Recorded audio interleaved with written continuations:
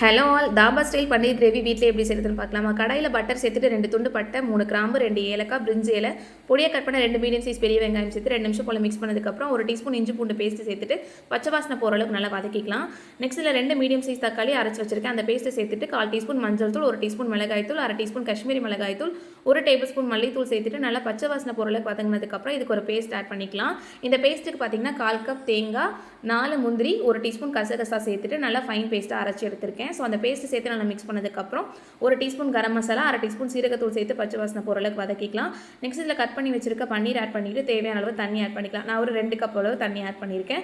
1 teaspoon உப்பு சேர்த்து நல்லா மிக்ஸ் பண்ணதுக்கப்புறம் 10 நிமிஷம் போல் மூடி போட்டு நல்லா குக் பண்ணிக்கலாம். கிரேவி இந்த அளவுக்கு திக்காகி வந்ததுக்கப்புறம் 1 டீஸ்பூன் கசூரி மேத்தி எடுத்து இந்த மாதிரி கையில் நல்லா க்ரஷ் பண்ணிவிட்டு ஆட் பண்ணிக்கலாம்.